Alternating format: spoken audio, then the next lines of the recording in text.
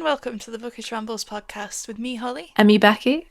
And today is an episode which actually has a little bonus content video. It's a pretty long video, I'm not gonna lie. It was my video, so it ended up being about an hour long.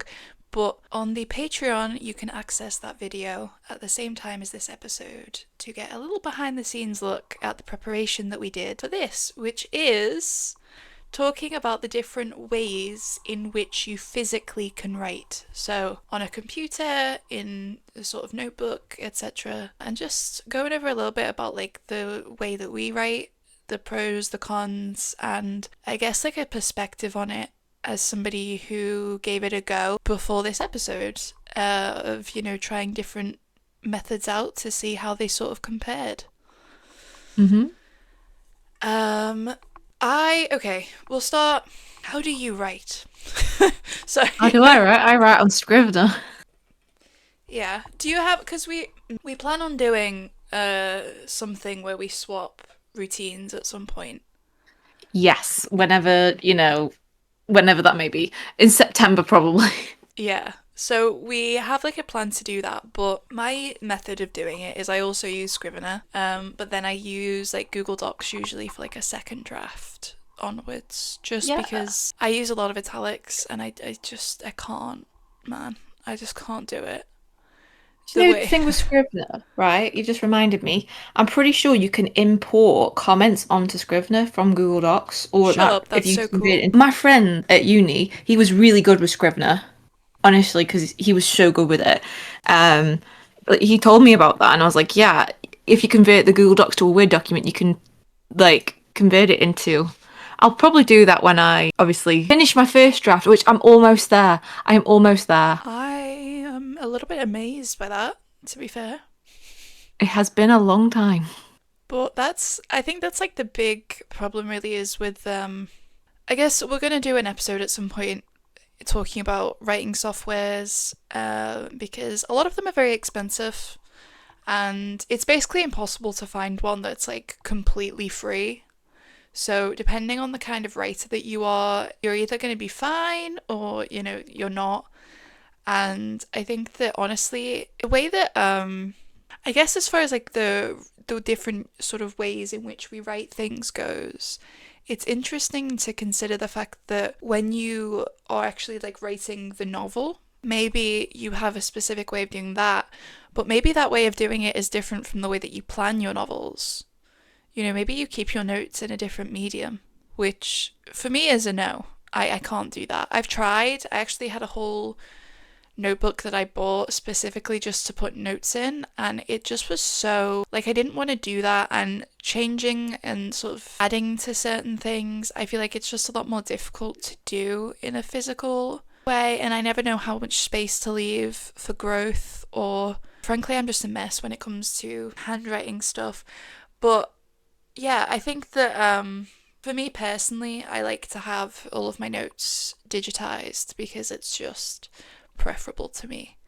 But I also write on Scrivener and I use Google Docs sometimes. I use it for like beta reading and I use it to do the, because it's easier to turn that into a Word document to send to agents. So that's why I do my like, not necessarily my finished drafts, but like the drafts that are like getting there so that they need less work in Google Docs, which in this case happens to be my second draft of my current project.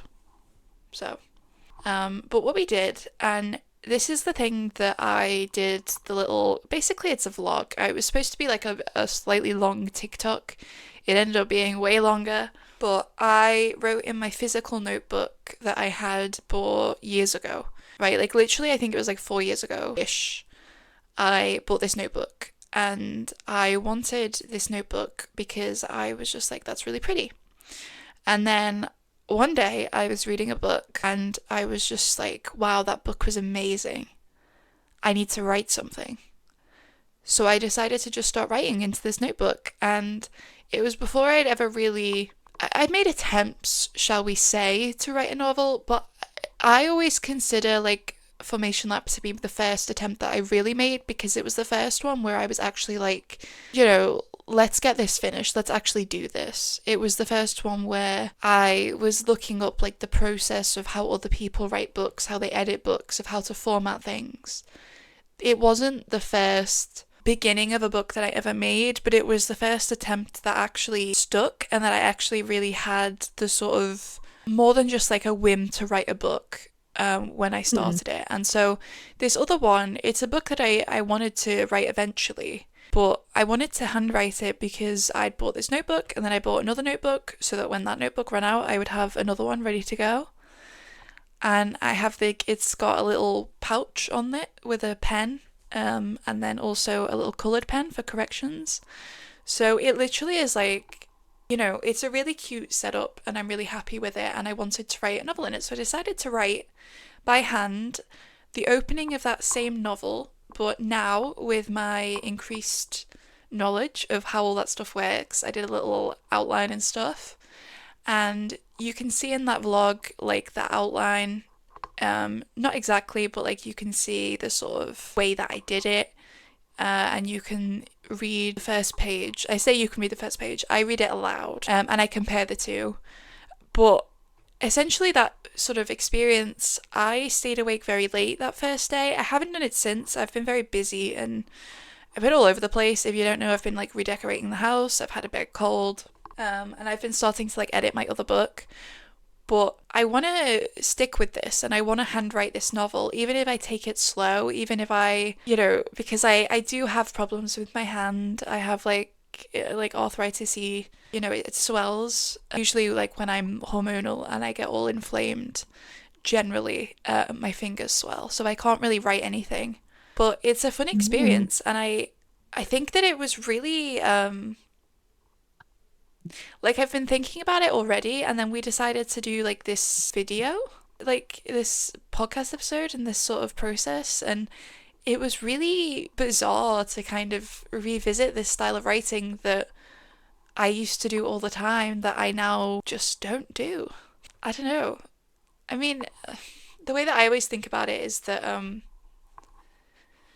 when you're in like school, especially like primary school, you write with like a pen and paper or a pencil and paper. And the older that you get, I think it was like A level, really, is when teachers started asking for us to print off work rather than to handwrite.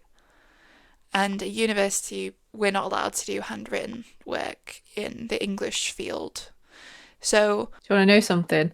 yeah, My first year was the last year that they had like you actually gave in your assignment. Obviously, it wasn't handwritten, but you had to that's so physically hand it interesting. in. Because, you know what, Yeah. I will say this. My university, like, I had friends who got given, like, physical feedback forms with their, like, essay feedback, and all of mine was online. Every single thing that I got, it was online. And Oh. I think it's because, especially, like, with English, the feedback is quite lengthy because there's some inline comments and stuff. But it was just really weird to see and expect, and they were paperless. Which I like and I appreciate that because I think that that's important. But I do think that it speaks quite massively when you compare that, like, in school, you still had to, like, write out all of your essays by hand. You had to do all of your exams by hand. And I think that it's just like, I mean, obviously, like right now, as I said, sometimes I have trouble with physically using my hand to write because my mobility is a little bit difficult. But other times, it just, I don't know, it feels kind of like it's a skill that you essentially have that is different to writing on a computer, for example, like typing something up. Your ability to form words that are neat and readable whilst also doing it really quickly. The negotiating with the cramping in your hand and your wrist. All of these like little things, it was really fun to like revisit that. And it felt like being back in school and when storytelling was like the forefront, like I wasn't thinking too much about like, oh, somebody's going to read this one day. It was just, I'm writing this because I have this cool idea and I've got this like amount of time left and I gotta run through it with this pencil and I gotta sharpen the pencil, oh my god. All of these like little like things that it was fun, it was fun to have that experience again and to be able to sort of look back at what I'd written and not necessarily be thinking about the word count so much as like, do I feel like I'm getting the vibe right? Do I feel like my adjectives are being used right and stuff like that? Which is very, I would say, freeing as a writer who, since I started taking it seriously, my intention has been to get myself published eventually. And so everything that I write, I think of it a lot in terms of the skills that it has strengthened or what I've learnt from it. And I don't think that's a bad thing. If anything, I think it's good to look at what you've done and acknowledge what it's given you, as well as maybe what it's taken from you, how much effort it took. But it's also just nice to be writing this book and know that even if somebody was to read this draft, I would have to type it up onto a computer in order to be able to share it with people. And so it feels kind of detached from the usual self-criticism and the very interior sort of thoughts that I have as a writer who has been very used, especially with like the internet. You post snippets of your writing online, even when you've only just written one draft, or like half of a draft. I know you've been doing that, I did that. Even if it's a sentence. Yeah, it still feels like sometimes when you're writing, you're almost too self-aware. And again, I don't think that's entirely a bad thing. I think that there are some books where, you should be thinking about your audience. You should be thinking about like where you want to go with this book because it might help you make sure that your direction with the plot is what it needs to be. Or, all these little things. But ultimately, writing like by hand, I really noticed that I was just thinking about like the story. I was like so invested in this world. And yeah, okay, I've been thinking about this world for about 4 years. I have had these characters in my head. I've thought about them every time I've read like The Secret History, every time I've read something, with this similar sort of vibe. Every now and then I see pictures. I have a Pinterest board for it. It was the first Pinterest board that I think I ever made for a novel, which you can actually see because there are two Pinterest boards for books besides my current project that aren't in a book folder on Pinterest because I didn't think that I was going to make one for every project. And then I made the current one and then I was like, that's actually way too many boards. I need to put them in like a specific folder. But it has its own like little bit on there and it's been in my head, so obviously maybe the world just feel more lived into me, but it felt a lot more immersive than my usual writing. And as inconvenient as it kind of is, and we'll get into that, we'll get into like the pros and cons, but I think that it gave me that sort of childish love of writing that I have always had and sort of renewed it a little bit. Well, like when you think when I used to write in notebooks and stuff, I would fill the notebook and not pay attention in lessons when I should be writing because that's how we all started out. We all started out like writing in notebooks, didn't we? I remember, right, when I was a kid. This is before like I was like taking writing seriously. I would still write stories though. Yeah. I kept rewriting this story called I had these ideas in my head. The most basic concept of stories I had the little killer whale. He lost his mum and this killer whale went on an adventure. Seagirl, it was like this trilogy where there was animal girl, plant girl and sea girl, and all three of them ended up with like powers and like dealing with like plants and animals. And Seagull, she ended up living underwater with the fish. I was like, what is this? It's so classic though, isn't it? It's like Yeah. when you're a kid, I feel like your influences are much simpler because like as an adult, you know to look for like themes. I guess okay, a way of putting it would be that you watch certain films as a kid and there are jokes in the films for adults that you don't get, but the adults do. And when you grow up, you're like, oh, like okay, that was a joke about this adult thing. Okay, fair enough. With books, you start off, I guess the way of saying it is that obviously you have to learn how to read, you have to learn how to write. You start with a very small number of books, with a very small number of words and very simple concepts. And then the older that you get, the more that you consume, the bigger like your head gets, and not in a bad way, but in the sense that it's full of all of these things that you've read, all of these influences, things that you might not even remember really reading. But it's like the Biff, Chip and Kip, not the Biff, Chip and Oh is it Biff, yeah, Chip, Biff and Chip I do books, not whatever. remember. But Is it Biff and Kipper?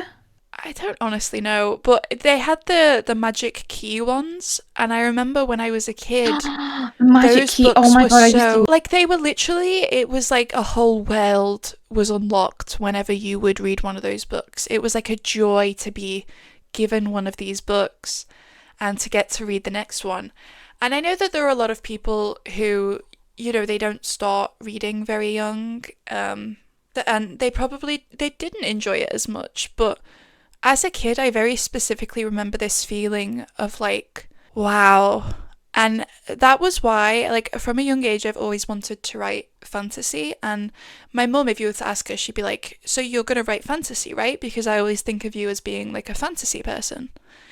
And the answer is yes. I have loads of ideas for fantasy. Um, I want to get to those too. But that's the thing. I've grown, I've expanded, and it's not that those things are gone. It's not that desire, that love of like the magic that you feel when you're a kid or even as an adult exploring this new world, and especially when you're a kid and you kind of hope that magic's real and you kind of hope that one day you're going to get to experience something like this because you don't know that it's not real. You know that it isn't, but you don't really know that in your heart. And so Mm. you grow up and that feeling's still there, but sometimes, you get drawn to other things. Like literary fiction is something that I really like reading and I've started to write it.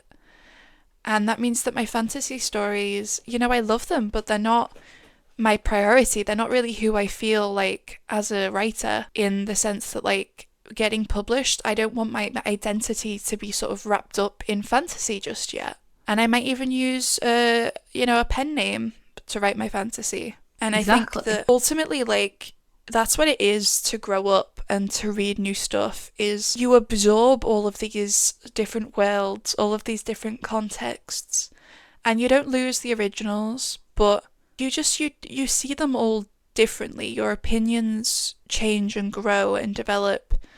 And there's a sort of magic about that as well, I think, in that, when I was a kid, I wouldn't have been able to come up with a book about a pop star who has like this very severe mental breakdown across a number of months.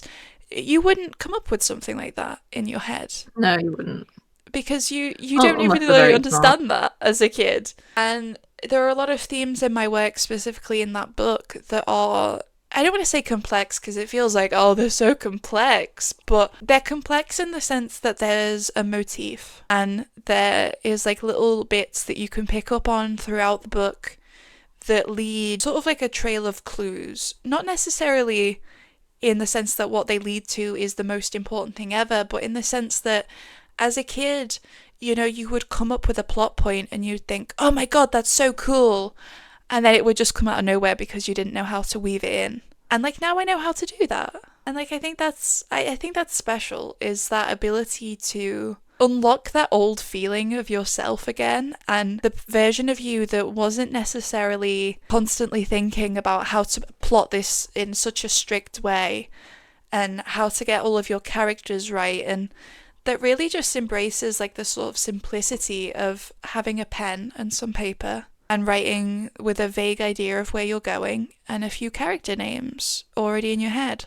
That is like, I think the best thing that I've gotten out of this is that it's quite special to go back into that part of your mind that doesn't overthink and that doesn't have too many insecurities. It really, I don't know, I think that it reminds me of the version of me who was like 4 years old, scribbling things into like little spiral hardcover notebooks with like a groovy chick on the front or something. Like, it was just so cute when I look back that, obviously we were little kids who we knew who we were and what we wanted. Exactly. It's just nice. I think it's like when people say that they've like gotten in touch with their inner child by doing the things that they wanted to do when they were a kid but couldn't afford to do, or like for me, I've been I've been dressing up. I've been dressing more the way that I thought I would dress when I was a kid, and I thought about being this cool grown up, you know? And I just think it changes your perspective a little bit in a way that is really valuable. Especially, I'm at a very interesting point of adulthood where I'm still very young, but I'm also having to take on a lot more responsibility than I've ever had before. And it's nice sometimes to know that I can do something that's like productive and write a novel that is objectively much better quality than the ones that I've written before like this. But also to, not be like worrying too much for once, and to genuinely like want to stay up late doing it because it's so fun. It's just special. Yes. So it's like, for me, like obviously I moved to writing. Like when I write now, I do tend to write in notebooks when I want to, but it's mostly Scrivener or Google Docs, especially on my iPad. Like I took my iPad to work yesterday, right? Yeah, I only wrote 50 words, but I wrote some. And that's still progress that ultimately brings you closer to your goal. And even if you ended up cutting those 50 words, you're using the writing muscle. Exactly. You're getting used to doing it in places that are like different and maybe even a little bit uncomfortable. And I suppose that's also a part of it, is that essentially the ways that I've written books have been by hand with like a pen or paper, maybe a pencil, notebook, whatever, on a computer, on a laptop, on an iPad, on a phone, and on a typewriter. And I'm going to say, writing on a phone, I do it when I have like a thought all of a sudden and I'm away from a device. And I usually just at the moment capture like little bits. I used to write all of the fan fiction that I would write on my phone. And it would be to the point that I think at one point I wrote like 100,000 words of a fan fiction and I never published it anywhere. And I did that on my phone in the space of like 4 days. And, I think that that's a great tool. A lot of books have been written on phones before. And especially, like, I know that there are a lot of, like, adults who have kids who they write on their phone in, like, the car when they're sort of waking, like, they've driven to the school, but it's not quite pick-up time. So they wait in the car and they do a bit of writing on the phone before they go to, like, the school gates. During the first book that I wrote properly, Formation Lap, I had a few days where I either felt really rough because of, like, migraines and stuff, or just anxiety. And it was when I was just still coming out of being like bedbound. So I would go back into bed and I would be like dressed, shall we say, and I would do a little bit of typing on my keyboard on my iPad and like my laptop. I do laptop writing sometimes downstairs. I plan on going to like more cafes and stuff like that. I'm actually gonna start doing that soon.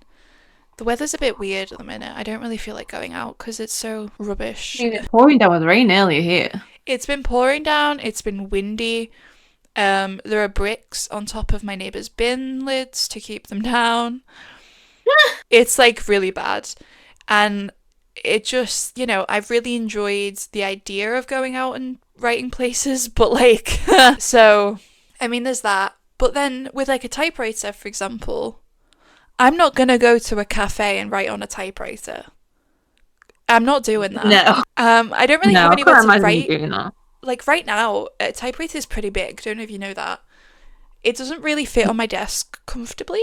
So that's why I don't really use it as much. But I plan on using that more in the future.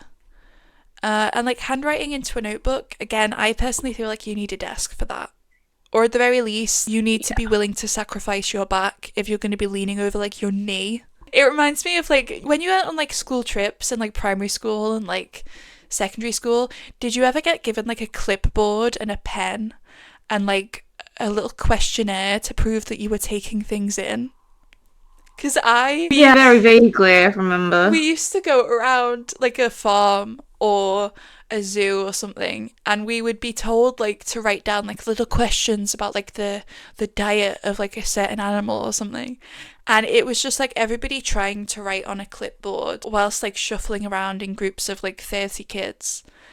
And it just like, that's what it reminds me of. I think that I would probably do that at a cafe, but I don't know, it feels a bit pretentious, but also maybe it's the kind of pretentious that I want to be. Maybe I want to be like the cool, mysterious writer person on the sort of corner table of this cafe who's handwriting their novel.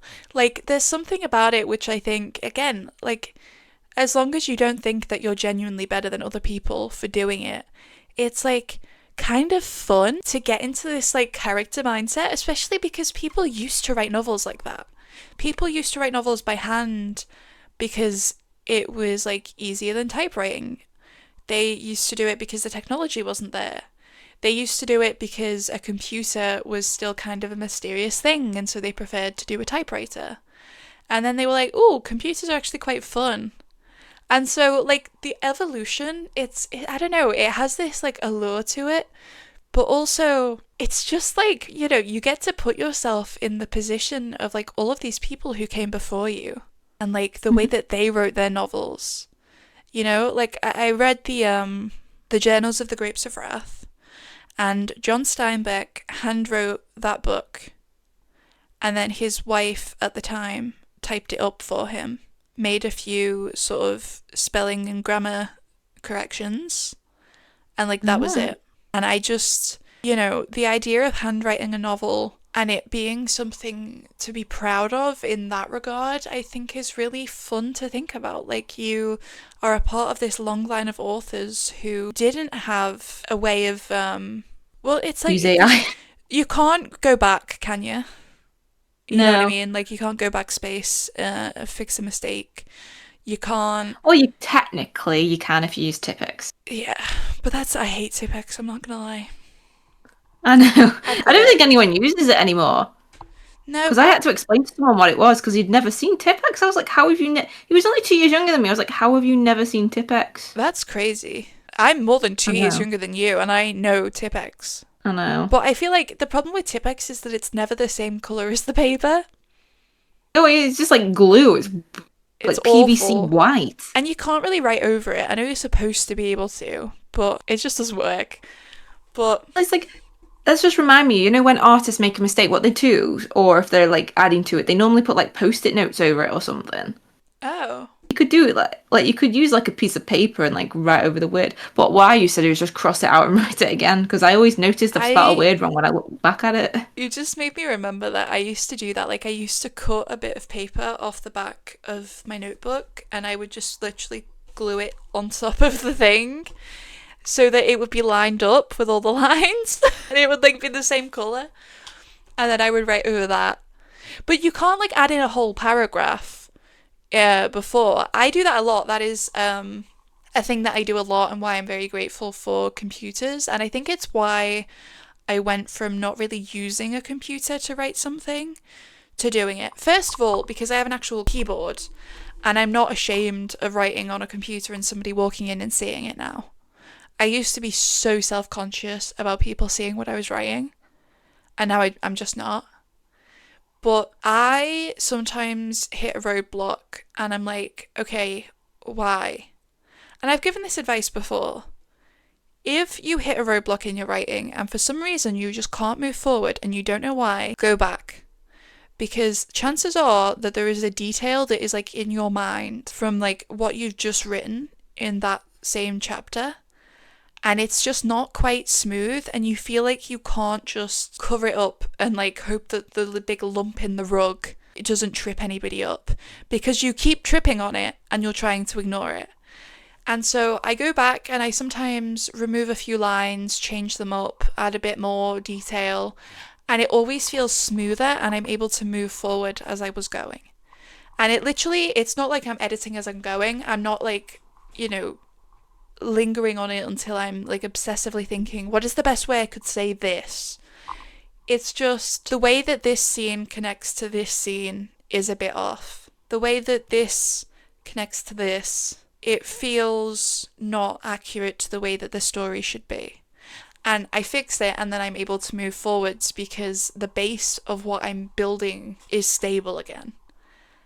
And it takes like 2 minutes usually to figure out what's wrong and to fix it. It takes no time at all, but you can't do that in a notebook. And I've not had that problem, but I've only written like 10 pages. So let's see how we feel when I get like 100 pages in and I'm like in the throes of this, story. Because I'm still in chapter 1. It's set at a university, a fictional university, um, and it's supposed to be like the secret history, but I feel like a lot of people misconstrue the secret history.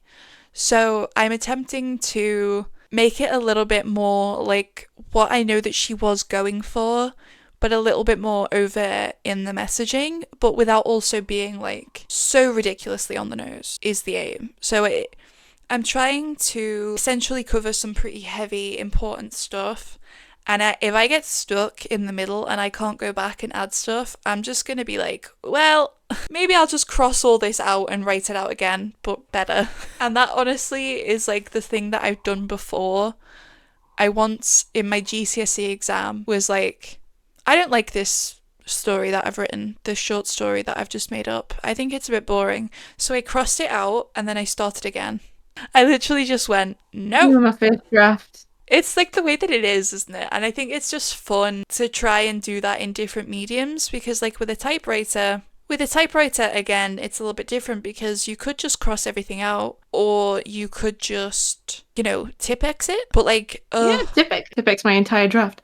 I can't wait to edit it. It needs editing, but I need to get to the end point before I can change everything.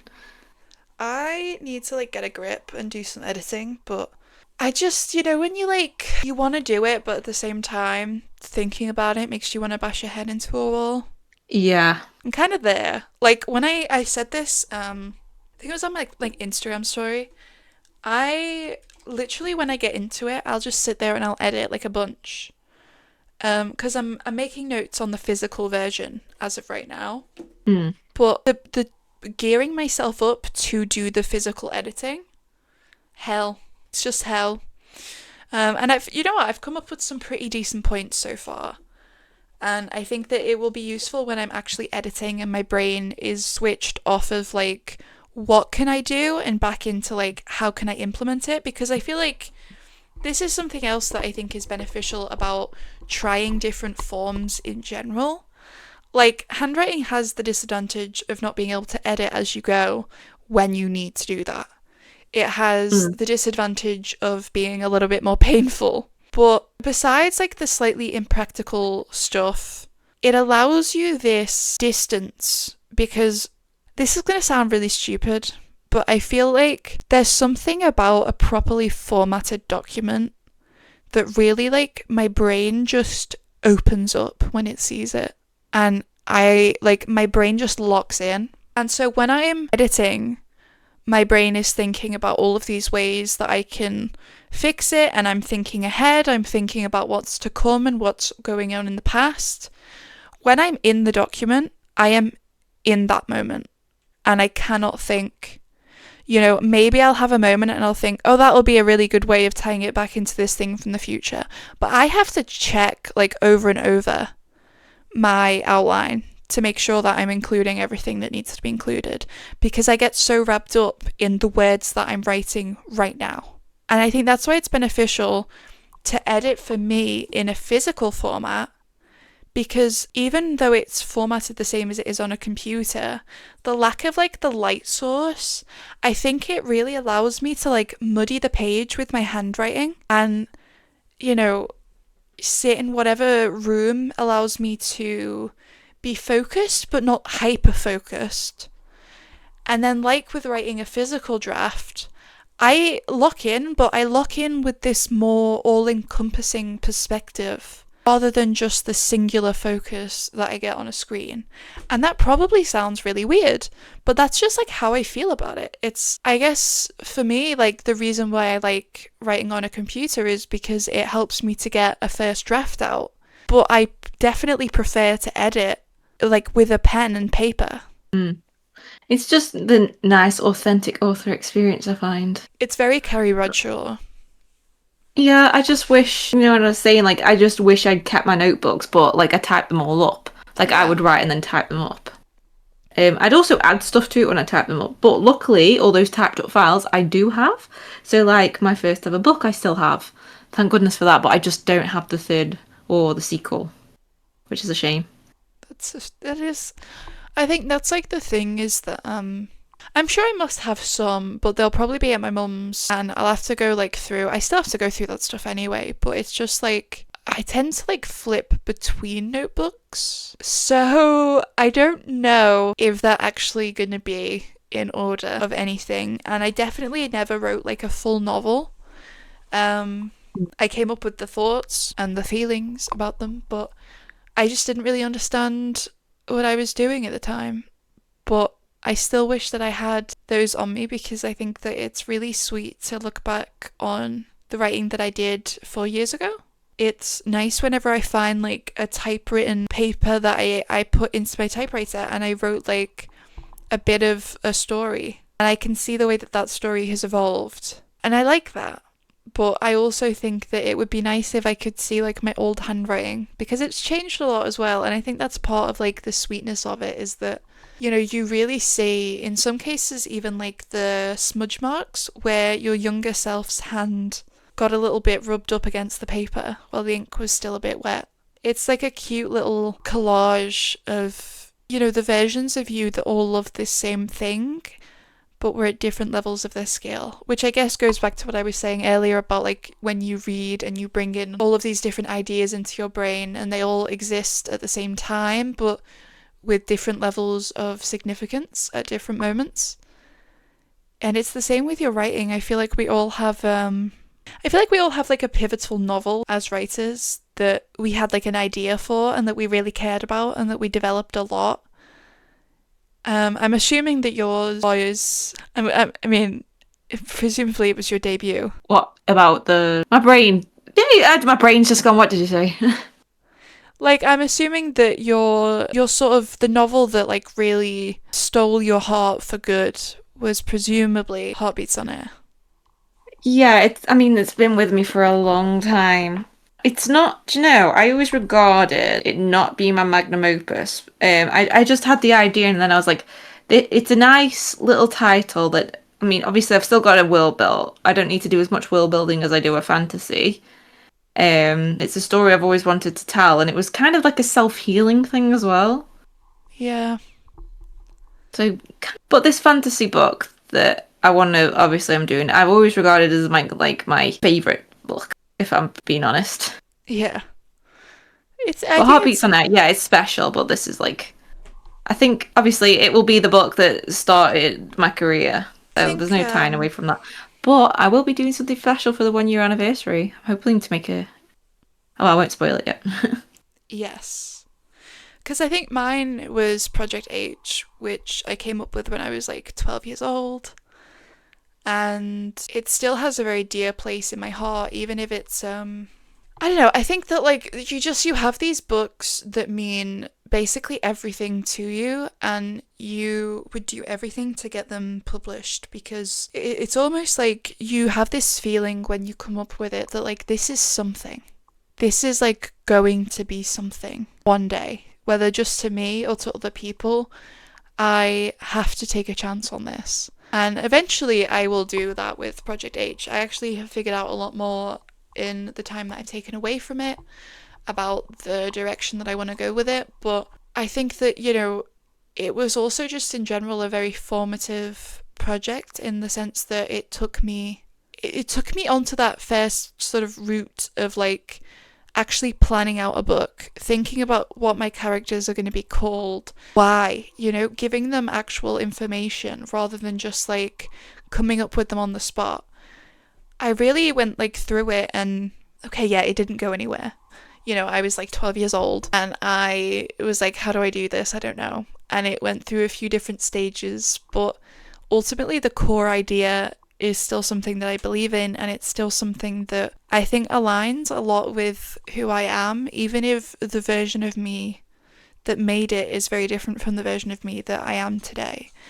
And I think that's not true of a lot of my books. Like, there are ones that I came up with the ideas for years ago, yeah, but not ones that I came up with and then it was like my reason for getting better at writing in a way. That, you know, I wanted to be able to learn how to write a book because this book really stood out to me as something that I should try to get, you know, written and written well. I just think that there's that project for a lot of writers where whether it's a novel or, you know, maybe you have like a specific poem or something or, you know, whatever kind of discipline you're in, I think that Yeah. there's that, and I guess that that's like something that really, as I said, the memories of like how I've written that book in like scraps of notebooks and through the years, the way that I've sort of evolved it a little bit and I've started to write it up digitally and still taking down all of my notes and figuring it out. There's something about that that is very much, a cause for introspection when it comes to the form of like how you write. Because I guess if we just go in it, because we're nearing the end of the episode, so I feel personally like writing on a computer as somebody who's trying to publish a work. That just makes the most sense for me, and I think that for most people that is the case. Like, if We're we're all just trying being to get their work published. yeah, I just think it's like really not misguided. Like I know that there are people who do it, and I think that if there's like a reason why you do it that way, it usually makes more sense for you to do it via like hand or whatever. But when it comes to like my attention span, my ability to read my own work is based very heavily on how many times I've read it before. And that's very normal. But like, I don't want to have to read it again just to write up the draft onto a computer after I've already made all of my changes. I don't want to do that. I don't want to sit and read a book in a notebook that I wrote by hand, trying to like decipher my handwriting. That's just not what I want to do. It's not going to work for me because my attention span is going to be like, this is a chore. Whereas if it's on a computer, I can read it and it literally, it doesn't even really feel like a job because I'm just reading a book on my phone, which I do fairly often. And I just feel like as well for sharing it with beta readers, I didn't have to do any work besides add them to the document and that's it. And I just think that like writing something by hand, my biggest why I wouldn't do that with every project is very simply because of the work it would take to get it written up on a computer before you could start making sort of edits and stuff with it. And that's just unfortunate, I think. I don't know. We'll see. I'll get there eventually, but I'm really scared too. Well, we'll both get there, and I will get this draft finished because it's killing me now. I need to get it done. But like I was saying earlier, like I technically like the main story I think is almost done, and then I've just got to go in and add bits to it. So hopefully that should take me up to 70,000 words. Yeah. I mean, to be fair, a first draft doesn't even need to be at the 70,000. I mean, you've got the ability to add that stuff in a draft too, but True, and also I haven't got as many chapters as I do with Heartbeats on Air. yeah, That had what, 51 chapters? it was quite a lot, yeah. For me, anyway. This, yeah, this one has 34. See, mine has like 15. Yeah.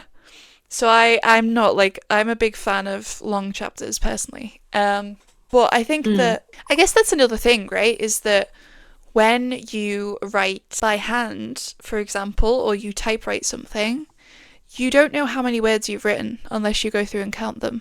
true. So, on the one hand, you're not necessarily stressing about that. On the other hand, ugh, how do you know? My sense of pacing is like if I want a chapter to be 5,000 words, I check how many words I've written. That is it. And it works pretty well for me. I like my chapters to be about even. I think that usually, like with the sketch sort of outlining that I do, it works quite well. But I guess that is like a big disadvantage for me as well. But then I guess as well you have the fact that you can do your writing in a notebook offline. You can do it anywhere and everywhere.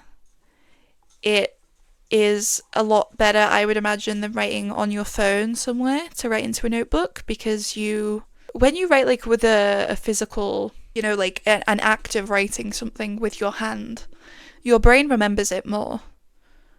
Which is why if you need to memorize something, you write it down a few times by hand. So I guess like there's something in that as well. Typewriting is very loud. It's very clunky, but it kind of forces I you to mean, go, so's that, if you heard that. I didn't. Okay, so my micro. Hang on. Hang on. If I pick. Oh, okay. It won't let me. Let me just do that. Oh my gosh, what am I doing? Is it not picking it up at all? I can't hear anything. What about now? No. Well, what I was trying to do was show, because I've got a mechanical keyboard. That's noisy as well. I turned the recording off by mistake. Oh, That wasn't good. Basically, though, I think typewriters are they're a good and they're a bad in the sense that like they're just again they're not practical. I think that writing by hand isn't as practical in this day and age because like with schoolwork, they expect everything online. They expect a digital copy. So you either have twice as much work to digitize something or you just in general like you just start it that way. And I think that for me that's like not really a question because I'm not putting in like I'll put in loads of work to get my book where it needs to be, but I will not do that level of work. It's too much. I agree. But I don't know, I think that it's fun. It's very special and overall I think I'm very what would the word be? I'm very excited, shall we say, about the possibility that one day I'm going to be holding a notebook in my hand, knowing that I've completely filled it up with a novel that I wrote, and that that novel might actually be decent. I think it's equally as exciting to think that one day I'm going to be holding the physical copy of my, book that is getting published and to get to sort of see the path that I took to getting there and through all of the years of writing in notebooks on my phone, on my iPad, upgrading to actually writing on my computer onto an actual writing software. I think that there's this like path that we all take through these different methods, and I think it's also interesting to consider that like we have younger people in the world. I wonder if those younger people don't have the same steps that we have. It was different childhood, isn't it? So Because it, for me, the thing that, think about it this way, okay? If we grew up writing in notebooks, would the kids who always had like iPads and stuff, are they gonna? Because I used to use like the family iPad or the family like iPod Touch. There was only one of them in the family. I used to use those to write like little short stories on the Notes app because I I thought it mean, was yeah, quite like it was fun. people write down their dreams and stuff, don't they? So, So are there like kids these days who are getting into writing, but they don't ever? well, the kids I teach, well, Yeah. obviously they have their own notebooks, but like they do read and it like they write down in a notebook, so they do still use notebooks. Well, that's nice. I think I that's just like thought it my was relevant for I, the. yeah. I mean, I know that the thing is, I know that we're obviously as a society we're moving towards more eco-friendly things, and they've decided that paper is the thing that we need to cut down on. Um, and I get that, and I think that especially like in secondary schools, there isn't as much of a point in them printing out a million worksheets because you're older and you don't need as many diagrams explaining things. But I think it's nice for kids to really get used to writing by hand because I just think that there is something special about that, and especially like in a literary crisis where people are not understanding how to open books and turn the pages because they're so used to iPads. I think that it's really important that we teach these kids that they can create a whole world while looking at a white glare in front of them. Like that's I think something that we should be encouraging, and it's good to know that they are encouraging that, I suppose. As much as like it's also just generally quite nice to know that we're not leaving behind the pen and paper stuff because again, I get it. It's not as good for the environment, but there really is something I think beautiful about the way in which you can walk into like a stationery shop and pick out your own notebook. And maybe you have a purpose for it. Maybe you know right from the very beginning that this is going to be the notebook I use to write my stories. And I think that there's that kind of like intentional, special feeling of like, I'm going to make magic with this book. This pen is my favorite pen because it can keep up with like how fast my brain moves or whatever. Like there's something about that which I think is really personalized compared to like writing on a screen. Which is why I like Scrivener because it's like you said, I didn't know like that feature existed where you could import comments. But I didn't know that because like my It's a way big of learning curve. yeah, and I think that the way that like Scrivener works is that I've said to people before like if you're really intimidated by Scrivener, so was I. But it's one of those things where there's so many different features that you can just use the ones that you like and that you need it for. And if you don't want to bother learning the rest, like you don't have to. Whereas I think with like Word and stuff, the interface of that is very overwhelming to me because there's so many like pictures and different you can get like word art, and I think fair enough, when you're a kid using word art is great, but as an adult I like my Scrivener because I can have my writing and my planning in the same document. I like it because I can have different sort of pages for each chapter so that I don't have to look at the old chapter to start the new chapter. I like that, it keeps track of your word count for you, but also you can set like specific word count goals as well as like the regular word count. I think all of that stuff is really good, but again, you don't have to use any of that if you don't want to. You don't have to do all of your planning in Scrivener. You could do your planning in a physical notebook and then write on Scrivener. You could use Scrivener just for like, I don't know, like screenplays or something, and then do all of your other writing on like Google Docs. I think that there's such a beautiful transformational effect that you have on your writing software when the writing software, in my opinion, is good. Like, I think that a bad writing software tries to force you into being this kind of writer or that kind of writer. And the reason why I like Scrivener is because for the price, it allows me to be the kind of writer that I already was, but with a slightly better toolkit that requires less shifting about from place to place to figure out like one thing or the other.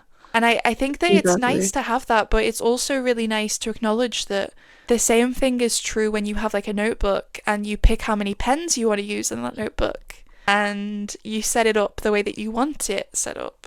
I don't know, maybe that's why I like it so much, is that it's like an evolution of the way that I was before and my sort of writing habits from when I was a kid, but it feels more professional and it feels a little bit more accommodating of like the fact that you have to format your book in a specific way if you want to give it to an agent, which is unfortunate because I'm sure that there are some people who have like really cool formatted books and then they have to like make them more basic. But yeah, but I think it's nice that you can still express yourself on Scrivener and then also set it up ready for agents at the same time. Like, that's fun. And I think that it is really just like, in my opinion, it's a step up from handwriting stuff. But it's also, it just makes it easier in the long run, which is why I like it. I don't know. I've tried to like give credit to the other methods of writing because I do believe that they are good, but also I know that like it's... Oh yeah, this isn't an ad for Scrivener, by the way. No, we just use it. We're gonna, when I at the beginning I mentioned that we're gonna do the writing softwares. I've used a few. I think I've used like 5 and looked into more. So I'm not like oblivious to it.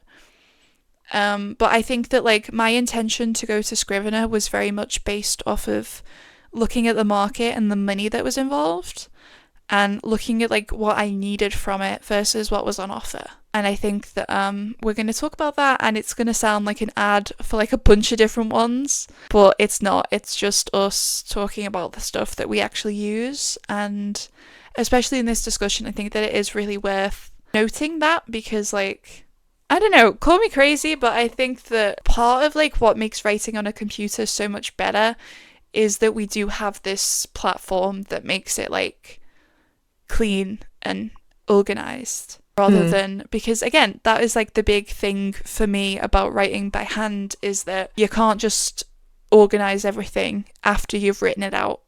You can't add stuff, you can't take it away. Whereas with Scrivener, you can like reshuffle I like reshuffle my planning notes based off of what is going to be the most important. So if I think about something and then I think about something else and I'm like, well, actually, this other thing that I just thought of, I'm going to need to check that more often than this other thing. So I just move it up the priority queue and it is easier for me to find that. Whereas you couldn't do that in a notebook. And that is I mean, I guess there's those like the ones that like transfer all of your notes onto a computer, but even then, I think that for me, there's something about that like I wouldn't trust it to do it right. Yes. Because handwriting, like my handwriting, can get really messy. It's actually I play this game with myself. Is it an M or is it an H? And like my name begins with an H, and sometimes people think that my name is Molly. So you can imagine how difficult that is for me to be able to not write them the same way. Yeah. I just think it's kind of fun to talk about. I think I just sorry, there's like a little stuff on my keyboard, so I was pressing it to get it off. Oh Trying to yeah. scrape it off, and it was making a little noise. Oh no. I don't know what that is. I've got chocolate syrup on my desk because it leaked out of my box, so it's all over my desk. But anyway, that is the end of the episode. Yeah. Just us rambling. So thank you for listening. And yeah, go check out the Patreon if you want to see the accompanying video. But otherwise, we'll see you next week when we are talking about a book. Not sure which book yet. One of them, but yeah. Actually, let me just check that because it has to be.